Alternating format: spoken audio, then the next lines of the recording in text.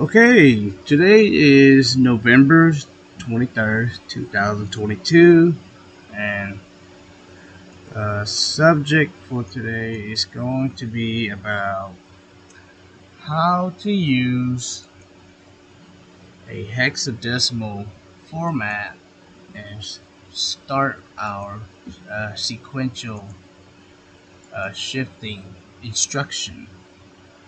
For example, let's say you want to have steps whenever you do any kind of movement. For example, you want to have a pusher that pushes your parts, like right here. If I show you, if I want to say, after I got my parts passed through here, step one, I want to say open this gate right here. I want to open this gate. Then step two, I want this little pusher here to push my parts and go into this conveyor. And after that, so on and so on. So on Siemens, they got an instruction called SHL, which is a shift left register instruction. So really what it means is it'll shift one bit at a time based on what you set it to. So for example, let's go to the PLC. Okay, I think I'm on the screen. Alright, so on the PLC side, you can see I created a word called sequential tag sorter 1. So I have 3 sorters. So right here it says, what words am I going to use? So I use the word that I created. Then how many times I want my bit to shift, and I say 1 time. Then the output is, after I do all of that, what word is going to be the outcome of that. So I'm still using the same as the input. So technically, whatever I'm doing, I'm still want it to be on the same output. So you could use just input and your output the same thing. It'll just stay on that actual word that you declared. And we're only going to shift 1 time. Each time this enables trigger. And we put a 1-shot trigger in front of it just so it won't shift all the time. So if you just activate this right here and you just let it stay true, it'll basically go really quick. So it'll go from bit 0 all the way to 15, and it's like in a split second. So what we want is, we want control, we want precision and precise. So we want it to only do 1 time, then after that trigger again, 2nd time, after that trigger again, and after that and again and again. So you want control and precision in each time we shift it. We want it to do something, but before we even do that, we need to start the first bit to enable it. So with that, it's what we call interlock. So something must be met before I activate this sequential instruction. So whenever you have a automation process that you need to do certain movement or action, you normally have a waiting period, a waiting area. So for example, let's jump to the 3D animation. Alright, so from here, what's gonna happen is, I'm gonna press start. I'm gonna press start right here, and part's gonna come over here, and it's gonna see this vision right here. It's gonna see the part, and this blade is gonna be pushing up. And while the vision calculate or see what kind of part it is, so we have a green part, we have blue part, and we have a metal part. And this vision is gonna tell me what part is waiting to be sorted. And once we determine what part it is, we're gonna turn on our instruction, the SHL instruction, and we're gonna basically sort it out, saying only green parts activate. Then this will come on, and after it passes through this sensor called base ejected, and it'll basically reset this, go back like this. So it'll basically turns on and make this sensor, and it's gonna go back, then whatever part's coming back up, and just start the process over again. And mind you, we are tracking how many parts we're making. So we have a counter here where we're tracking how many metal parts I have, how many blue parts, how many green parts. And we do have an automatic and a manual mode. Okay, so we have a selector switch to go from auto or manual, and based on that, it's going to be how fast my conveyor belts are running. So the main conveyor speed, I'm actually measuring how fast my conveyor is, and I have a potentiometer right here where I can actually set these conveyor speed, but this would have to be on manual mode for it to work. So for example, if I do manual mode right here, alright, so if I do this, you see how it's now that comes on. So however I set it, my speed is going to be right like that. But if I stop that, if I do that and I stop everything, it reset back to 0, and I want to go to automatic, press start, it's always going to be at 8.5. That's my speed. Okay, and now since I'm on auto, it doesn't work no more on my speed that I'm setting. So this, we have a lot of blocks to control our automation line here. So we have the control cabinet here, we have the vision right here, and we have this the actual automated part right here. So let's go back to the PLC side. Okay, so on the PLC side, we have multiple blocks. Okay, so we have a control panel.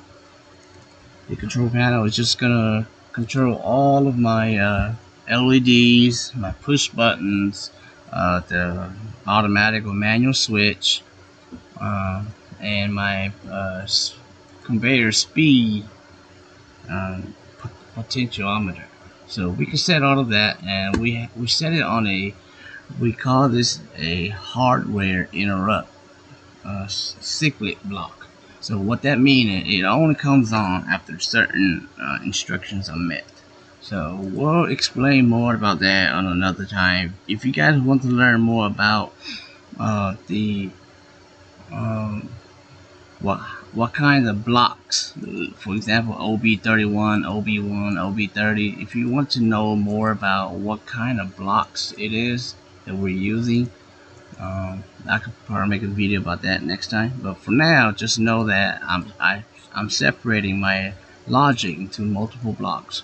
So on my control panel, I'm controlling my LEDs, and on my vision camera, I'm watching all the parts coming through. So if you see, we have vision right here. So we're actually looking for a numerical format. So this vision sensor actually sees what kind of part it is, and each part, let's say green, has a specific number assigned to it.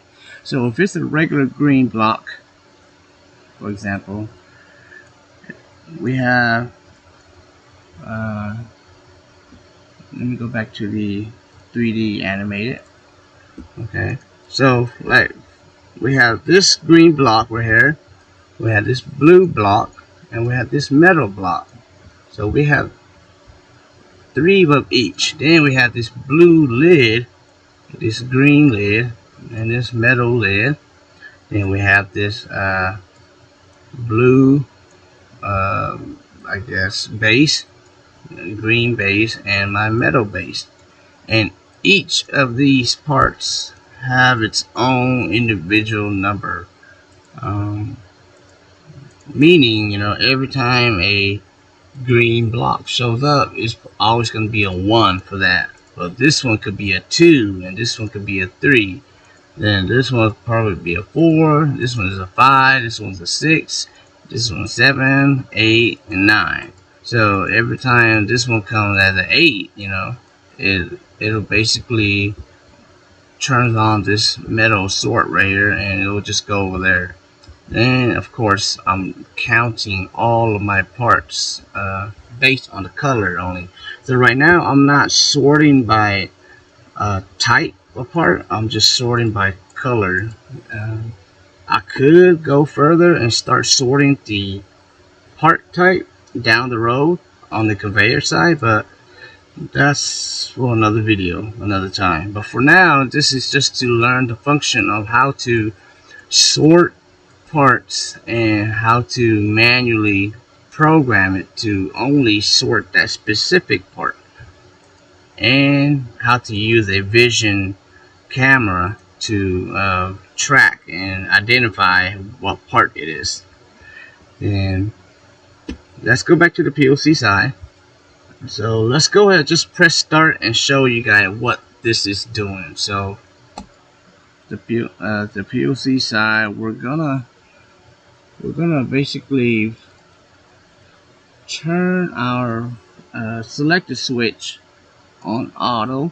Then we're gonna press the green button. Once we press the green button, it's gonna turn on the green LED light, and after all that comes on, it's gonna set my speed at 8.5 on the conveyor. So that's how fast it's gonna go.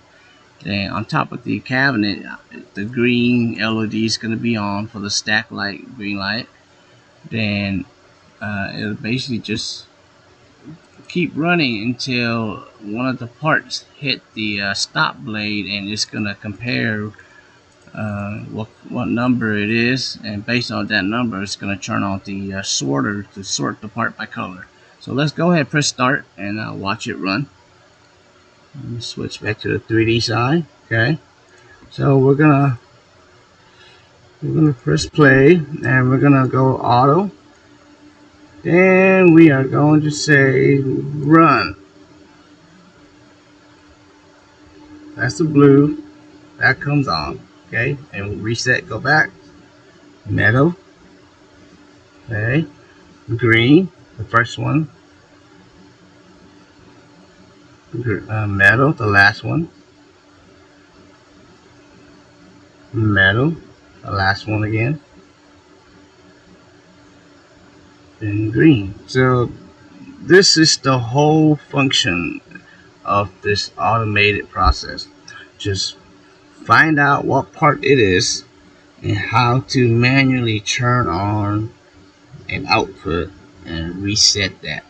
So it looks rather simple, but there's a lot going on the programming side. So you don't want, for example, you don't want one of your sorter to stay on too long, and when the next color shows up, you don't want like two of them to be on at the same time. That's gonna really throw off your color sorting. So what we're doing is we're actually jumping around on our logic side to reset whenever we're finished with the sorting of a blue or green or metal. We have to reset and start over by just sending hexadecimal format onto our word. So when I say hexadecimal, what I really meant is, let me stop this right here.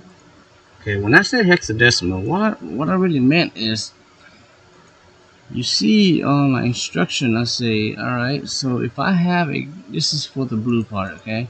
So if I see any of my blue parts, I'm gonna do a one-shot trigger, and I'm gonna send a hexadecimal 16 format on 1 into my word.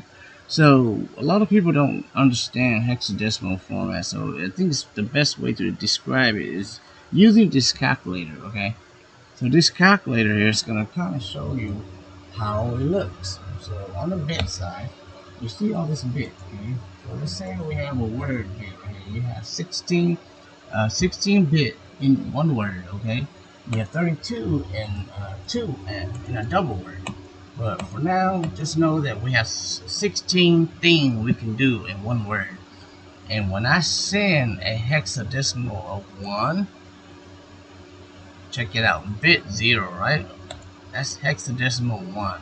But if I send a hexadecimal value of 2, check it out, which is bit 1, it turns on bit 1. See? Hex 2. If I say a hexadecimal of 8,000, check it out. Going out here. 8,000 is the last bit for that word. So hexadecimal is a good way to turn on individual bits inside of your word. You know, you want to turn on just bit right here 4, right? So you send a hexadecimal 10 onto it, and you could do multiple bit. You could do just let's say you want to turn on all 8 at the same time. You know, all of this. You know, you just send a hexadecimal format of FF. So you don't have to know how to convert binary into hex. You know, just pull up this calculator and set it into programmer, and you could send hexadecimal format onto your word format to turn on each individual bits. So the reason why I'm sending 1 into my word because I want to start the process. So when I send 1 right here, hexadecimal format of 1, so that actually start my first bit of sorter 2, you know. So this is sorter 2, then we'll have to go to the main block.